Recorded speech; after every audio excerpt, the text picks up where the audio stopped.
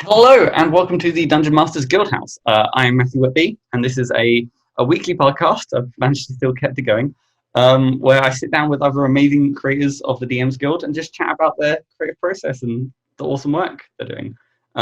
This week, as always, I'm honoured by every guest, but I feel particularly honoured to be joined by Justice. Thank you so much for joining me.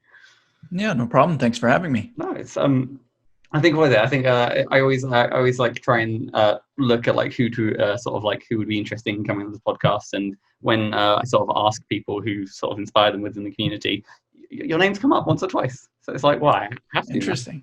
But yeah, no. So to sort of get the introductions and stuff out of the way, what would people like who may not have heard of your work? What would they know you product wise on the DMs Guild for? Probably the biggest one is Devil's Advocate, though I have co-written a few things with Anthony Joyce, Baldur's Gate, The Fall of El City Encounters, and a Milk-themed carnival horror called Step Right Up. And I guess following on from that, was it so in your history? I think isn't the first product you posted online? It was the Oath of the. I'm going to mispronounce the last word. That's okay. Aesir? Aesir, yeah, that's right. That's right.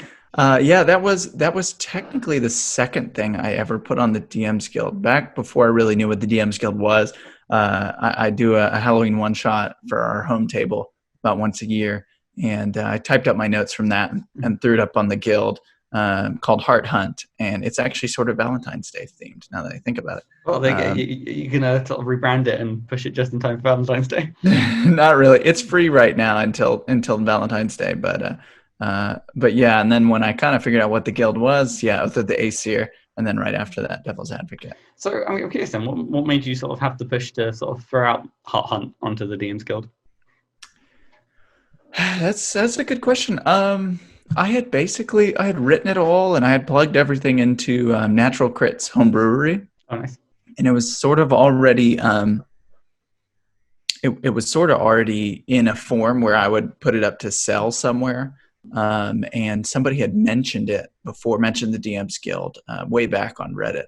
And they're like, well, if you're writing something for D&D, you should put it up here. All you really need to do is slap this little guild thing up, make sure it's not anywhere else for sale. So I had put it up on there and made it pay what you want. And yeah, I totally forgot about it until like 10 months later when MT was doing his one-page adventure contest. Oh yeah, the Saltmarsh thing. Mm-hmm. He was like, well, if you want to enter the contest, when you submit, you need to put your DMs Guild email. And so I couldn't remember what it was. So I went on there to see what my email was, and when I got in, I had $50 there, and I was like, "What the heck? Did someone hack me? Did someone reverse hack me?" the best kind of hacking. I was like, "Is this like bank error in my favor right here?" It was from the Pay What You Want title, and then from there, I just kind of kept writing. Nice. No, so basically, the when roughly did you post Heart Hunt then? Because obviously you had the 10-month hiatus between that and.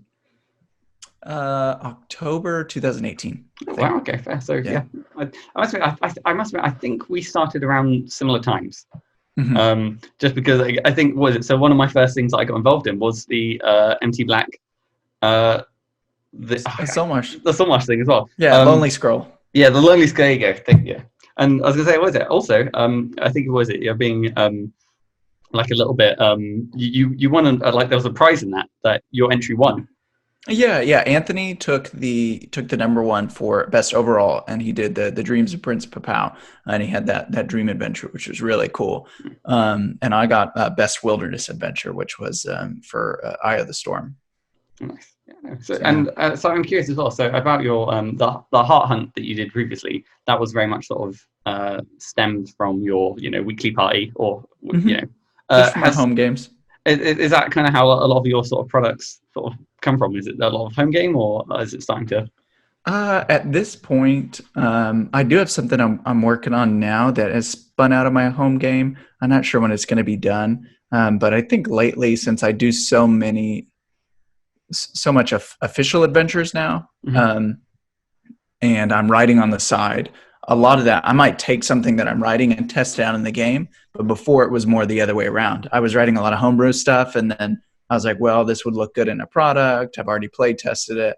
But nowadays, I'm so busy that the writing tends to come first now.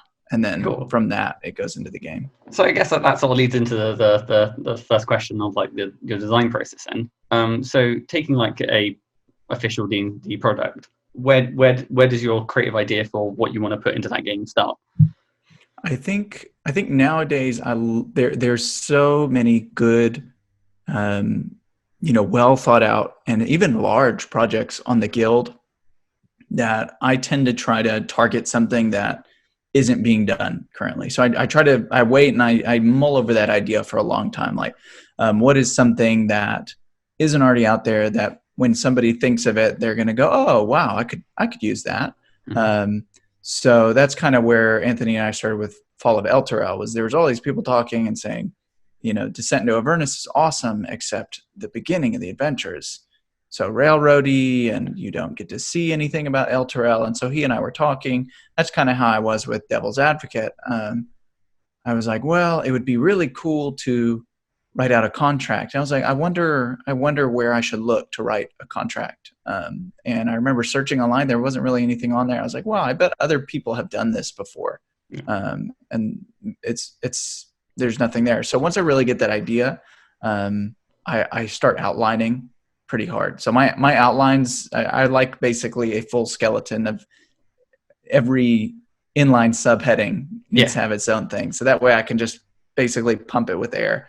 By the time I'm done, my outline will say, you need a table here of this. Here's an idea. You need a table here of this, and then write 3 sentences about this and such like that.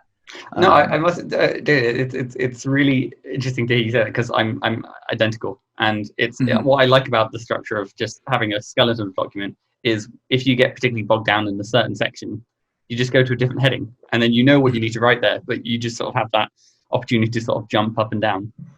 Yeah, and I mean, I usually will leave the fun parts open, and I'll just write a bunch of ideas there for later, so that way if I really get I don't want to say exhausted because it feels like privileged. Yeah. So exhausted typing at my computer, but if I kind of I'm trying to think of a non-privileged just stale when starts to feel bored, or you're like, well, I've said this so many ways and I still have to say it another way for another paragraph.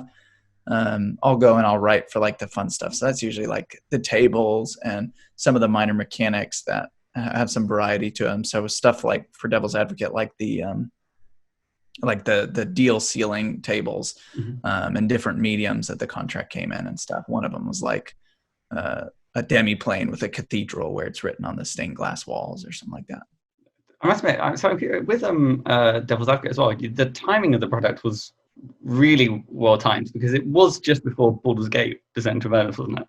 Mm-hmm. Yeah, and that was intentional. I really, I thought to myself, there was stuff out there that I could sort of guess what was going to be in the book, and I figured there was going to be a brief section on contracts, but I think there was a Lore You Should Know or a YouTube video where Chris Perkins was talking about contracts.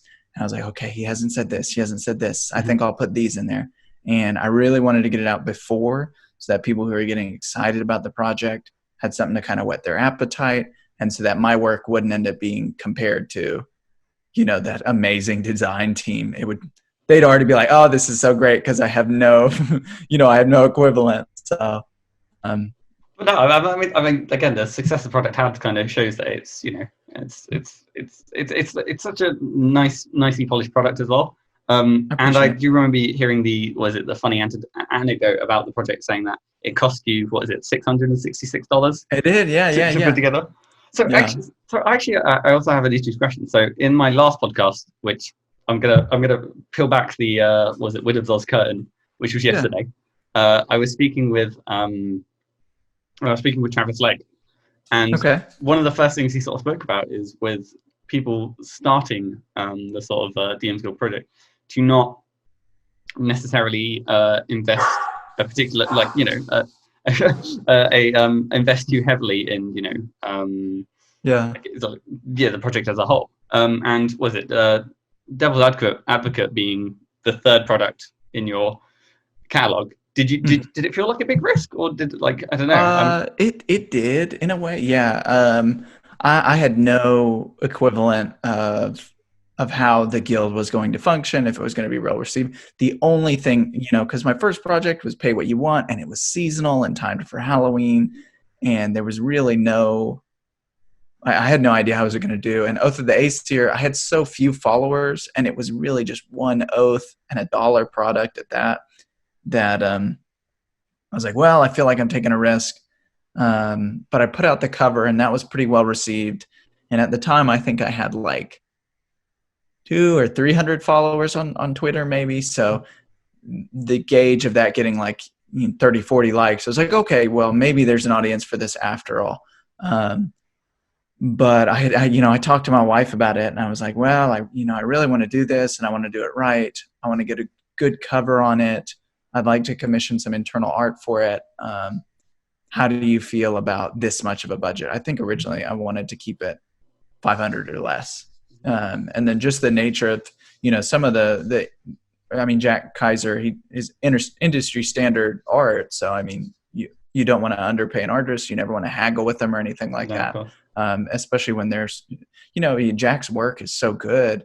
And then the cover that Gwen did for it, I really think the cover that Gwen did really sold it, because it's so hard to get people to read your writing. Mm-hmm. But when you have something to show them that's original and different, it kind of hooks them a little bit. So it did feel like a risk. I felt like my next project was a bigger risk, and I learned some more lessons from that one. But Devil's Advocate, I think it turned out the way I wanted it to and more. So no, 100%, and it seems like it's again it always feels like the not to call it like the perfect storm, but everything sort of went right, and it's awesome to sort of see that sort of success. Yeah.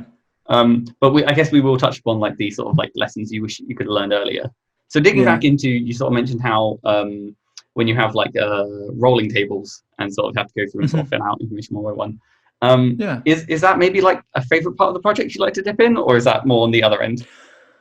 Yeah, I love the roll tables. I think I like mechanics that match what the theme is. So mechanics that make you feel like the flavor, basically. Yeah. I'm not a big fan of the advantage disadvantage mechanic.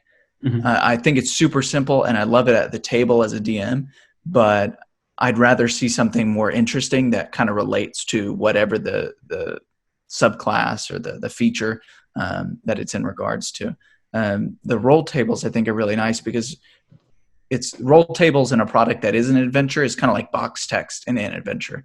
You can kind of read through it to get a sense of the tone of the product. You can get excited about the ideas into it. And I think roll tables, one, they break up the text, so you're not just giving people a big wall, but they're kind of exciting. And me as a DM, I get a lot of use out of roll tables, both using them and being inspired from them in the existing products at my table. So they are one of my favorite parts for sure. So I'm curious about, so when you say that you use roll tables at your own table, is it particularly like the encounter tables, or is it like literally across the board? Like is there like across the board? Yeah, like just things that basically just ways to give color through a rolls table. So the most recent Unearthed Arcana, the Clockwork Sorcerer, has the Table of Manifestations, and that super cool. Really cool. Yeah, you can make a triangular sorcerer or someone with clocks for eyes. Awesome. That's the one that I thought. It's like because it's really sort of evocative imagery, isn't it? To just think of someone that you stare in their eyes and they're just ticking. Super weird, yeah. And at the same time, I wonder how many DMs portray the stares that their characters would probably get walking through a town. Like I feel like you bypass it after doing it so many times, but introductions and response by NPCs would be totally like, if you're walking around, you have clocks for eyes, that's going to be something that somebody's like, what is wrong with that person? See, now I don't know if that's just the me being British, but I always imagine that most cities within like D&D, they're just so used to adventurers. Like they've seen people walk through with like like who are like, I don't know, 15 foot tall and have Mhm. like I don't know, like metal arms, or like Yeah, they're just out there. Here comes that goblin adventure again. for sure. Yeah, probably Waterdeep or Silvery Moon. Yeah, they're just like, it's just another person. Maybe somewhere small like Phandalin or something. They'd be like, Yeah, just aware that I think it's nice to bring up every so often that like people just think, yeah, you probably haven't like looked in the mirror for a while. You're quite intimidating. Mhm. Everybody wants their character to be either super, super tall or really, really short. Yeah, I think There's no average height people. I always want to be the 8 foot Goliath, and it's like, okay, but you're gonna yeah. bang your head on every door frame. Or just better yet, you just introduce a town where everyone's 8 foot. Yeah, good Or idea. everyone's 8'1", and then Right, right. The Globetrotters or something. Yeah. okay, cool. So moving away from the roll tables, then is there any sort of particular part of a project that you don't necessarily enjoy as much, or Starting the writing. I find that the hardest part for sure. Yeah, me and Anthony will joke about how long I will sit looking at a sentence. Sometimes I'll rework like that first paragraph so many times because it's so critical to get right. And starting in a lore section, it's challenging. You kind of get paralyzed by just the idea that you want it to be a really well read sentence, really stunning first paragraph, and sometimes it's just hard to get moving. And honestly, one of the biggest lessons I've learned recently is just start writing. Just write a bunch of stuff, and then if you hate that first thing you wrote, get rid of it. Like, it's better than sitting and staring at your computer for 3 hours and then coming out with like 3 sentences. But so I'm curious then, is the sort of particular way that you work in terms of like writing adventures? Do you typically like write from first section to last section, or do you jump around? I think idea-wise, I know how it's going to end before anything else. I've written the outline, Mm-hmm. but yeah, I probably will go through section by section from beginning to end, just because I want to think about if I'm introducing a character, I want to know what they're going to already have done throughout the adventure so that I can give the DM that information.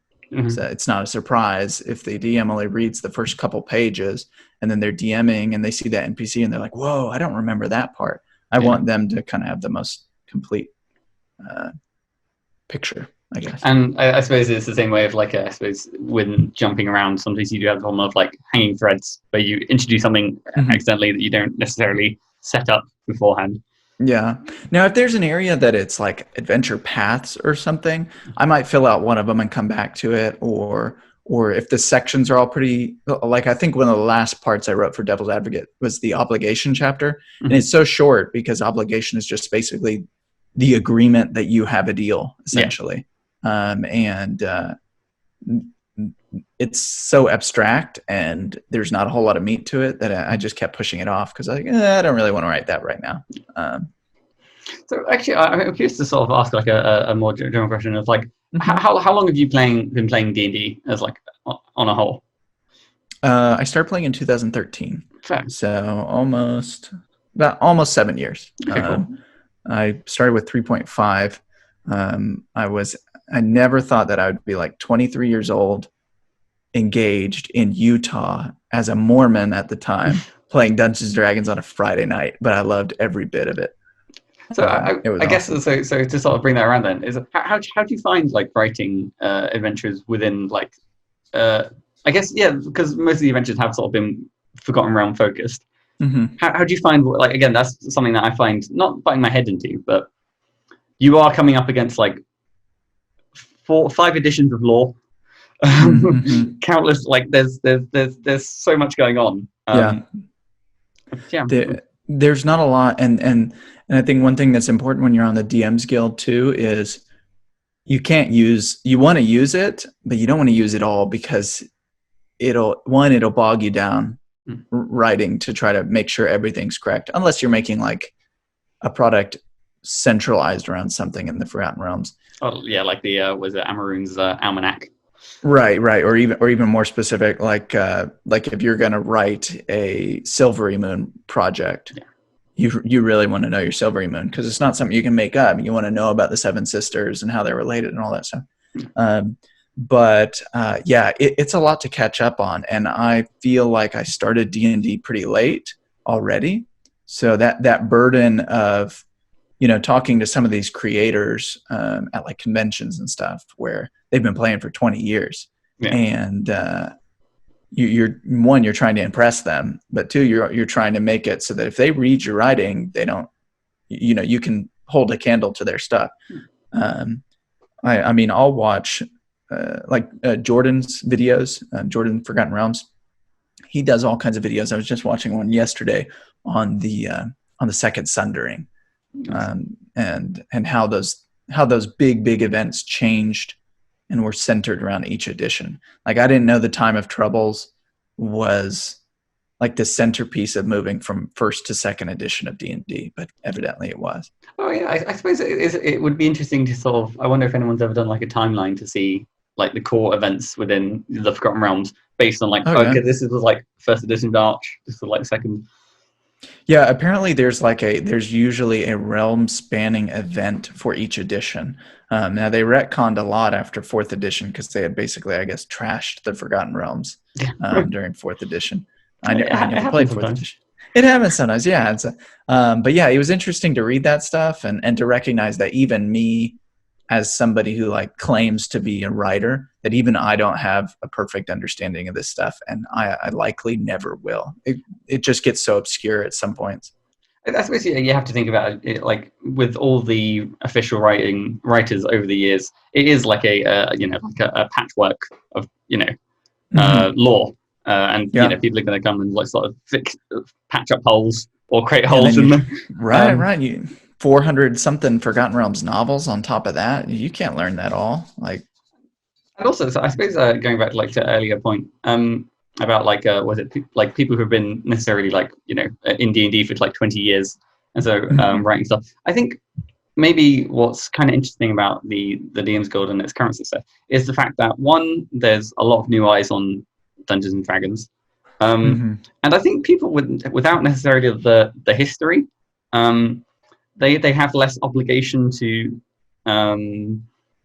keep things in the old way, so potentially more innovative. Obviously, people coming from all sorts of different backgrounds who bring their own perspectives, which again can sort of shape the way. So I think it's not always like I should also clarify. So when you said you've only been playing for like 7 years and you feel quite new, I've been playing a little bit less than that.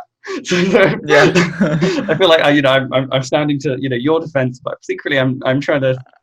I appreciate it, and that 7 years includes like a year where I couldn't hardly find a group, and groups just kept falling apart, and I decided to be a DM and stuff like that. So, but yeah, it is interesting that you say that, like all the different perspectives, because there certainly are, and in some ways that can be super good too. Like we talked about Amaroons, like giving a voice to a character that honestly is not well represented in 5th edition.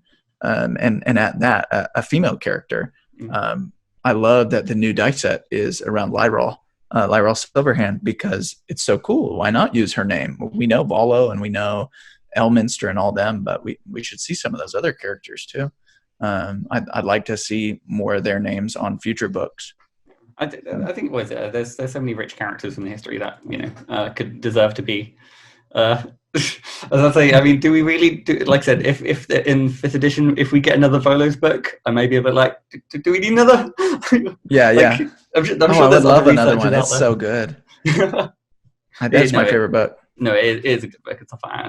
I think what's nice is, especially when you get a character voice through a book that you don't really necessarily get in an adventure. Yeah. Interesting. What's your favorite 5th edition book outside the core?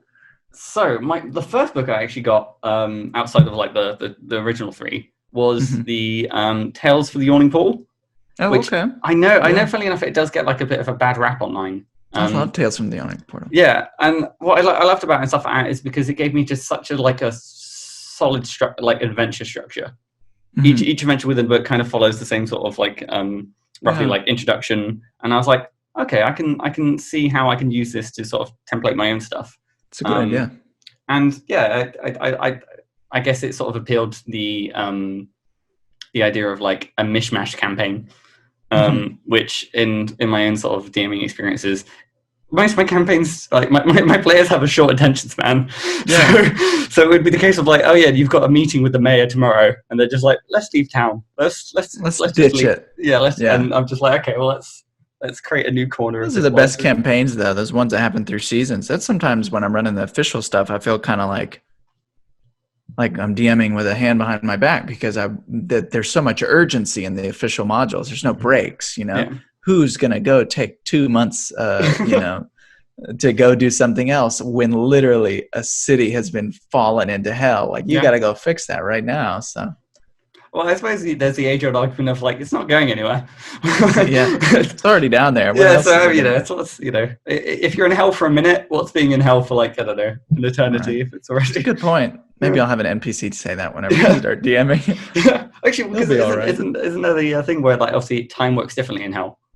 Mm-hmm. Yeah, So maybe already they've only been there like 30 seconds. yeah, already from the get-go, it's just like Cool. Good idea. I think I've discovered I'm chaotic in my alignment. That's awesome. So we touched on this earlier, the idea of like what lessons you kind of wish you learned earlier. Do you mind sort of bringing that back around and start touching on Yeah. So first off, I think having a small team is good.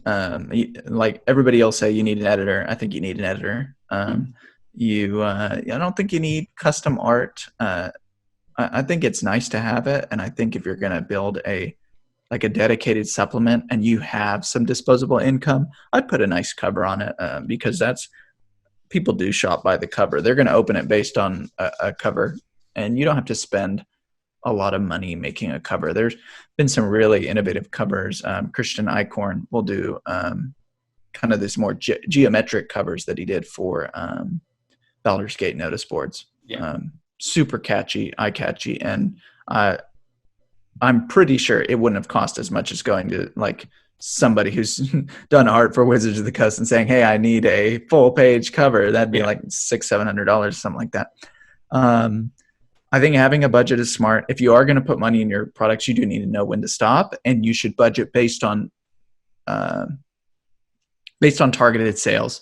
Yeah. So budget to break even at copper or silver if it's early for you and you're the only one, because you can reasonably get to silver in a year, even if your product kind of flops.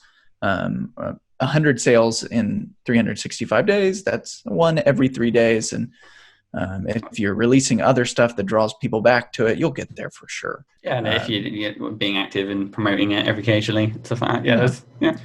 So if I could do it over again, I probably would budget all of my releases to break even at silver, except maybe like Oath of the Aesir because it's so small. Yeah. No, I think the only cost I had on that was $30 on the layout. So that's not bad at all. And that was mostly just to have something up there.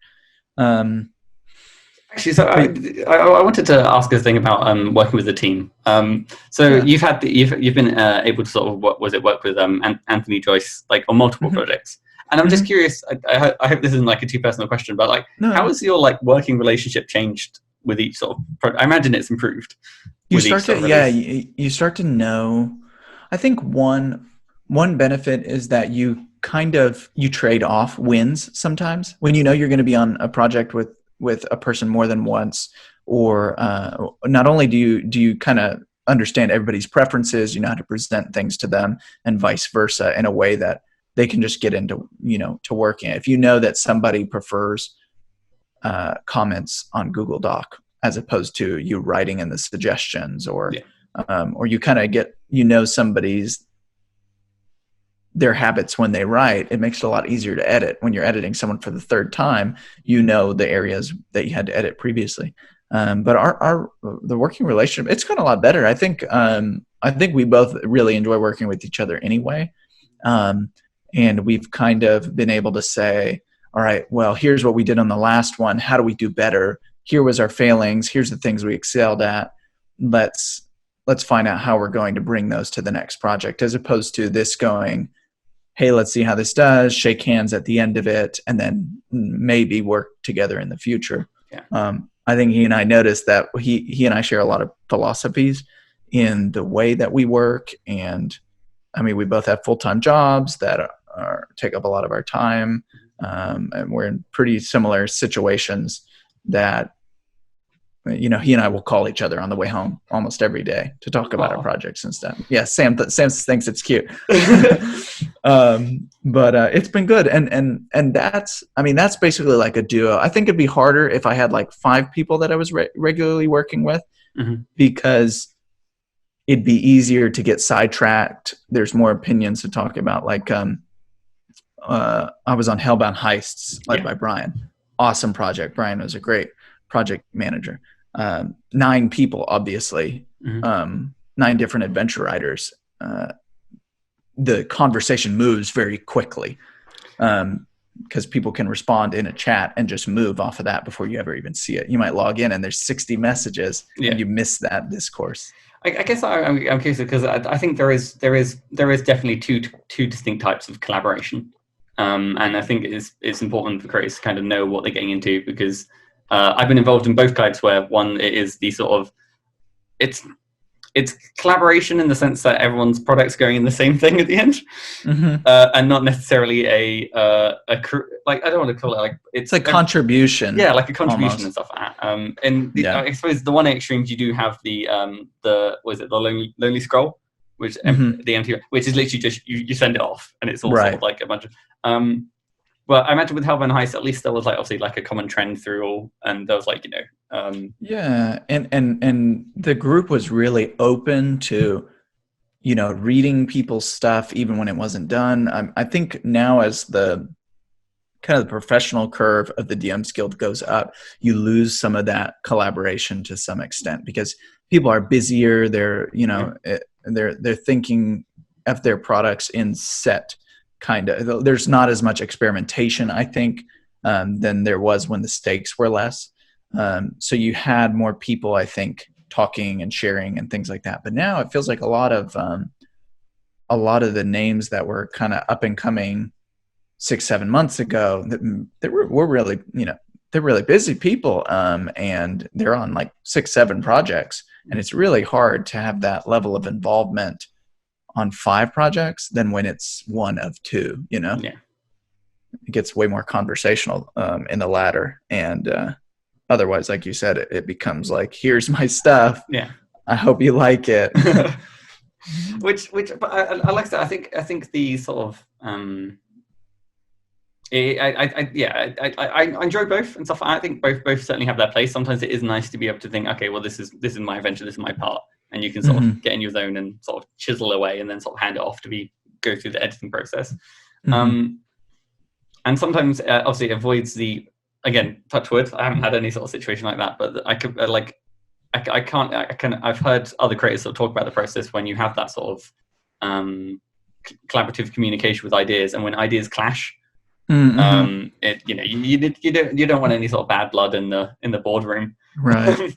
I think you need to have a certain degree of like separation from your stuff to be able to sacrifice when it's going to make it better to change something. But at the same time, everybody needs that self-awareness.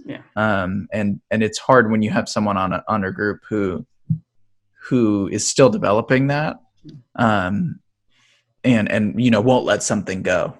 And I think it's interesting, because I guess, like, again, this isn't based in fact, but more of like an observation in the fact that there is that professional curve you're on about with the DMs Guild. But we do have the odd mix where obviously it's not everyone's on the same professional upward. Some people are like, this is just a hobby. Yeah. And how do you sort of manage those expectations across across a group? Yeah, and I've seen it in the Discord before. People just saying, we all have different goals. Like some people really want to work in this industry, and other people, they're like, I enjoy this. I don't want to put $600 in my project, because why would I do that when I can put 5 in it and make more money off of it?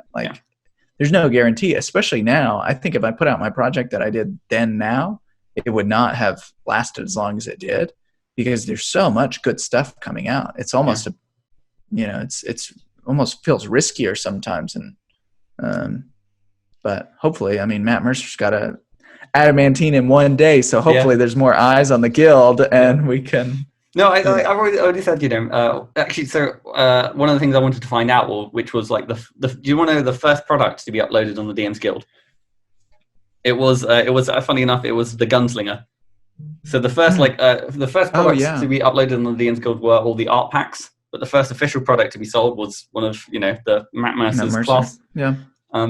So it's interesting. I'm glad he's sort of returning to sort of Yeah, I think it's good that he's doing that Wild Amount book too, because it legitimizes that collaboration between his arm and D&D, and I'm excited to see how his mechanics develop when there's a full team there, and I hope he continues to write for the guild. Well, I'm also hoping that again, I don't know. I think everyone's sort of like hoping that World Amount is open access to the DMs Guild. I don't think so. I wish, yeah. Yeah. But it's I suppose it's one of the things when there's so many different companies and so many IPs involved. Yeah. But we have that Blood Hunter is still guild property. So Anthony's writing his Blood Hunter adventure, should be coming out here soon. I'm editing that one, and that's been really, really cool to see. Kind of riding that wave of popularity with The Witcher and things like that being really popular, and then Matt puts that Blood Hunter out. So hopefully people are still excited about it. I'm curious. Was the scope of that project, was that started just before Matt re-released the Blood Hunter, or just after? It was totally before. I remember. It's luck and it's timing and stuff like that. When he saw that, we were like messaging each other. He was like, "Dude, did you see?" I was like, "Oh, I saw. You need to hurry up." Yeah. I'm glad. Like, I suppose hopefully it wasn't like too much. Like, if it was like the day before release, like Blood Hunter Mark II, and it's like I have to change the entire thing. But no, and honestly, if we had been on the project where it is now 3 weeks ago, it would have been perfect. But his new one that he released, I mean, this adventure Anthony wrote, it's targeted to use this Blood Hunter class, and some of the stuff that he's put in there has been really cool, and it's been really interesting from an editor standpoint, and watching Anthony as an adventure writer, writing something just for one player, and us talking about, you can't use a Banshee because a Banshee has a whale feature and it can drop someone to 0 instantly. And, that's game over for a player right there. So it's cool. Yeah, I suppose, are you playing around much with like the sidekick mechanic, which I think was... Yeah, there's a sidekick in there, yeah. I like that. I think that's one of my favorite things they added with the Essentials kit. That was I think it's such a nice touch. I was in Target yesterday. I was looking at that box and I was like, man, I still haven't written anything with sidekicks. I need to look at this. There you go. That was a bit of a tangent. I don't know if there was were there any other lessons like to sort of bring? That was the question. That's right. Yeah. So budget question. So budget was a big one. I would have. Let's think. I'd probably write more adventures, but that's because my goal is to hopefully work at Wizards of the Coast, and they've asked that people write adventures. I also think you can put a lot of different things in adventures without, like we had said earlier, kind of getting tired, because the adventure is always progressing towards something. You're not writing 300 items or something, which is way harder to have that stamina to do that than this chapter is done. That budget. I suppose, okay, to dig down a little bit deeper, is there anything particularly about adventure writing you kind of wish you learned earlier? Oh gosh, I'm still learning a lot about it. Yeah. I don't think I'm done yet. I think I like box text. I would probably, I thought at first I didn't like it as much because there was all that kind of Twitter stuff about, don't use box text. But I think using it sparingly, it's so good in that it does give you an overview as a DM of what you're going to get. Yeah. And it's so nice to like package something like that and give it to them. I think as well, it's careful use of it, because again, I know I've got like an old adventure template where I thought it was a standard for every room, And in the storage cupboard, trying to write box text for a storage cupboard, it gets a little right. I mean, Curse of Strahd has a ton of it in there. Yeah. Like there's like 5 on every page or something like that.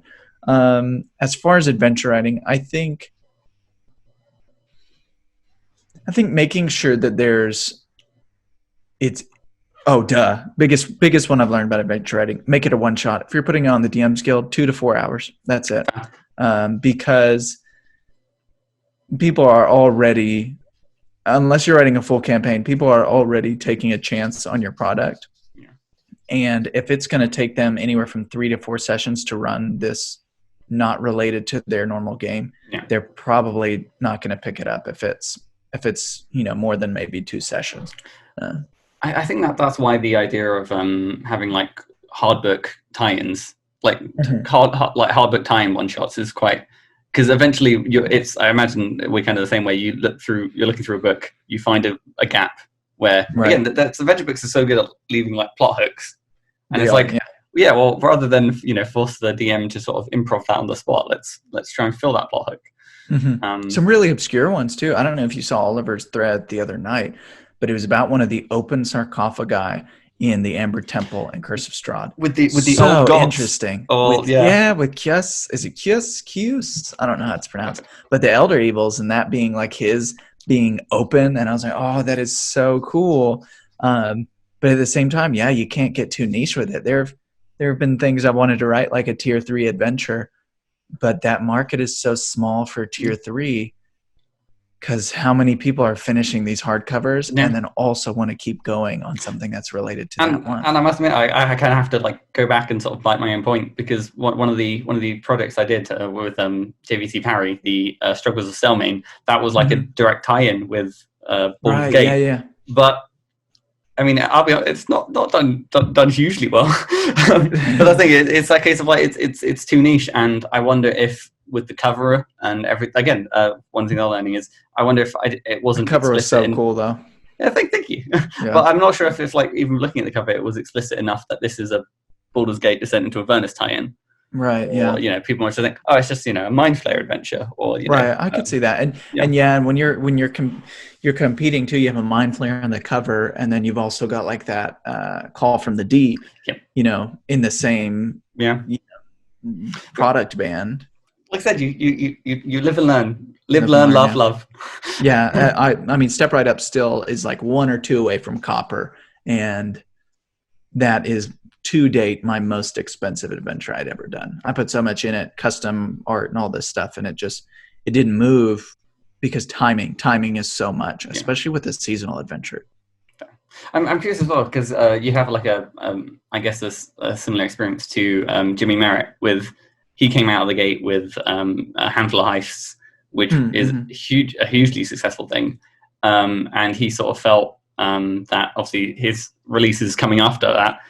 It's trying to like hold everything to the same standard. Yeah, you compare yourself a lot to that first breakout product. It's addicting. Once you hit the top 10, you feel like you need to hit it every time, and when you're not delivering.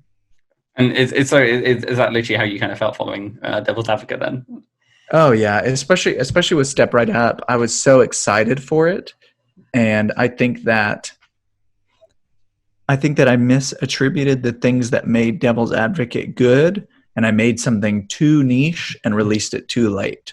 And so, I was trying to hit the gun for this seasonal adventure for, Halloween, of course, with like clowns and all that stuff, and the POD process, which was an awesome lesson to learn. Like going through POD, understanding how the files need to be packaged, working with an editor and a graphic designer who understand those requirements. Priceless learning opportunity. But the POD process and approval, it takes a few weeks, and I honestly started 2-3 weeks later than I should have. And so by the time it had released, middle of October, pretty much everybody had already selected their Halloween one-shots. Jeff Stevens already had a clown-focused Halloween one-shot out and, in the top 10. So there was no way that was really going to go anywhere at that point. But I mean, you live and you learn those lessons, and they make you a better writer in the long run for it. And I mean, again, and I suppose the thing that keeps me going is the fact that, again, Stillman Struggle and Step Right Up, that they're still available, and they will still Right. continue to churn on in the background. Yeah, yeah, And so, for like, sure. so yeah, so no, but it's yeah, I think it is it's at least for me, I felt like it's good. I'm thankful I kind of learned that lesson early. Mm-hmm. Um, um, because it's not an easy lesson, but I suppose Mm-hmm. No, it's a tough one. It feeling like something, especially something so personal as writing, takes so long. There's so much planning put into it. You're also like a project leader for something, yeah. and it feels like rolling the dice sometimes. And when you're unlucky and you put all that work into it, it stings. Yeah. But Um, well, I feel like we should move on to a slightly more positive note. yeah, Yeah. yeah. So, like, no, I'm curious. With everything that you're sort of working on at the moment, is there like a sort of dream project you have sort of on the back burner, or something you're kind of? A dream project, something that I want in the future. I mean, I would just love to work on a Wizards hardcover one day. I mean, that's the end goal for me. That's what I wanted to do ever since I wrote the first product, and finding the way to get there. Uh, Now, I mean, that said, I feel really lucky where I'm at now, and all I've gotten to do writing bonus encounters for the Eberron Gold Edition for Beetles and Grimm Damn. it was really cool. And I wrote it. It was so funny watching. There was the Murder on the Eberron Express, and that was like the number one product for a while. And what was so funny was I had written this murder mystery for Eberron like 2 weeks before that went on, but I can't talk about it until it releases. Yeah. I had my NDA and we hadn't talked about what was in the box. And I'm sitting there like literally with this open draft of the murder mystery going through layout. And I'm just like, oh my gosh, this is like, it was so painful, but it kind of affirmed me. I was like, yes, at least people are going to like a murder mystery for Yeah. Eberron. So this is going to be good. So, so sorry, I was going to say, it's like, so I imagine, like, again, the writing process for an official, like, sort of like encounter for a Beatles and Grimm product, it can't be too far removed from the official, like, Wizards of the Coast process.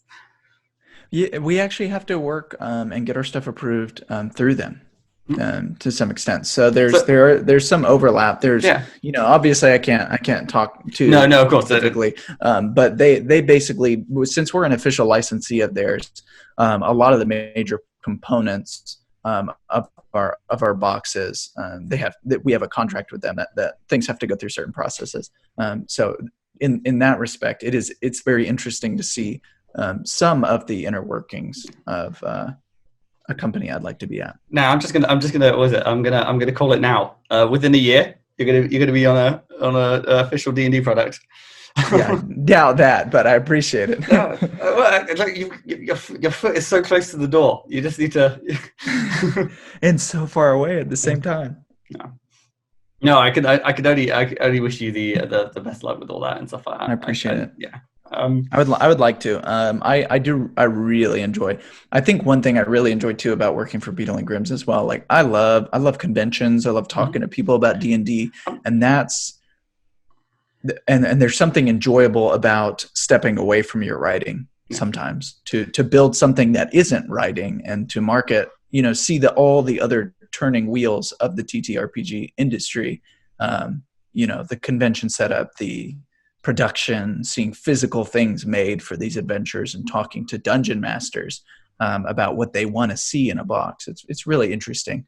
It's something different. I'm curious. So what's your actual your official like title with Beatles? My official title is Viking. And Viking is on my email signature. Okay, that's a good joke. But it's funny. It's funny that is like that's the title I have in our project management software. So I guess if you could say I do writing, editing, and I plan. I'm like the convention organizer. Yeah. Now that said, I participate in some of the project aspects as well for the products that they're working on. So I don't know if there is a title. that I mean, that matches.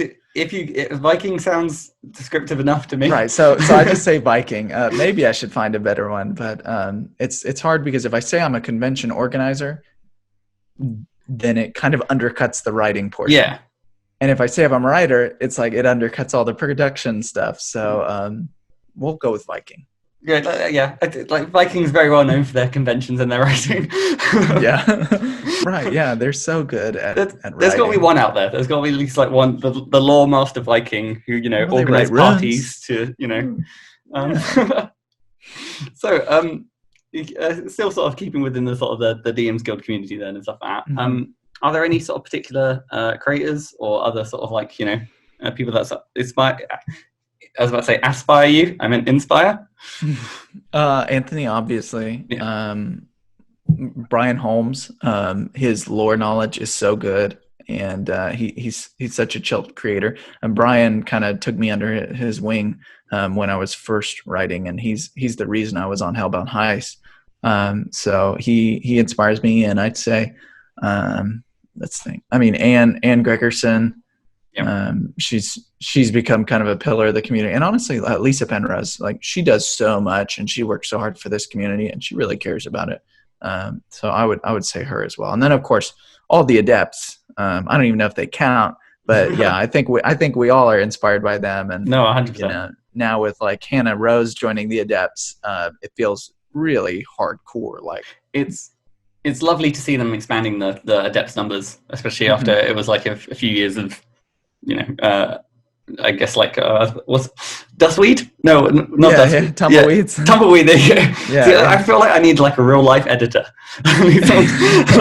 like someone between my brain and my mouth to sort of like. Oh gosh, I think we all could use that. I could use that too. Yeah, but no. Honestly, the adepts program is it's as well for like, you know, I like people who have these sort of wizards aspirations. It's like it is a one-to-one gateway between like the DMs Guild to, you know, yeah, and I feel like the most recent batch, they really legitimized that program more. Like, yeah, we hadn't seen it move, and we were all kind of waiting, you know, what's going to happen next? Where is this program going? And the fact that some of them stayed and some of the ones who came on had already written for Wizards of the Coast, that makes that team so connected already to Wizards. So like if you're on the same team that someone like Hannah and James and, you know, Celeste and MT are on, like, you made it. Like, you're in the big leagues if you make it on the adepts. So.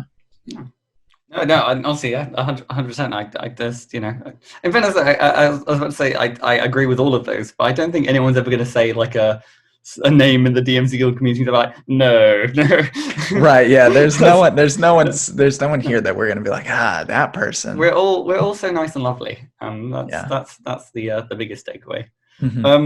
So looking at the time, it's coming up to nearly having stolen an hour of your precious time. Didn't even notice. No, time flies when you're, you know, held hostage. You need to call me more often. This has been nice. So I'm curious, if not NDA projects aside, what sort of stuff are you currently working on? No surprise, I'm working on something with Anthony. Nice. I'm expecting us to announce something on it maybe in the next few weeks after his Blood Hunter releases. I mentioned a project that wouldn't be out for a while that I'm kind of working on, that kind of inspired from my home table. It's kind of like a northern supplement. You know, we joke about Vikings, but I want to put a Norse themed adventure in it. And there's these big totems that I used to use in our home game. They're basically like these structures that will cast a spell or have an ongoing effect that a DM doesn't have to run a whole separate stat block of a mage. Awesome. And so the project is built around those, and that'll be cool, and that'll have artist Simber in the name and kind of the marketing, which will be cool. So we have another character from the realms to kind of put out there. And then I've got something really cool later this year that I'm putting together. I don't know why I would say that because I can't talk about it. No. Then, like I said, I think it's under the assumption that, you know, if you're going to be working on it, releasing it, it's already going to be somewhat cool. So. And then I'm obviously editing a very cool project for you. So. Oh, yeah. Oh, shucks. Yeah. So I'm curious, what's the sort of the ratio that you sort of have on like working on like editing stuff and writing for stuff? I'm mostly right. Yeah. I think a lesson I kind of learned last year is I'm going to do less projects this year, but put more into them, because when you have, I feel like when you're spread thin across 3 projects, 4 projects at once, it's really hard to commit to them. But I'd say I probably have no more than 1 or 2 editing projects at a time. And those are usually a little bit easier than writing, because I'm not having to build something up. I just have to tear it down. So easy to break the Legos, hard to build. Honestly, working with Justice is a joy. I've only cried myself to sleep 3 times. I appreciate it. I need to go do your editing soon. Actually, I was just thinking about that. I was like, I think you have something I need to work on right now. Oh no, it's like, so what is it? That's like a late Feb release, and this like you know what's great? I felt the obligation to like almost lie about the timestamp of this interview, like, because the date is the 2nd of February. Loads of time. No. Yeah, it's editing is nice. Honestly, I'd say between that, there's this new arm of the B&G work that almost, I'd say that is a project in itself that never goes away, in a good way. Yeah. It's kind of something I have to slot in as if it was a project, because of how much time it'll take. And then social media is a project in itself too.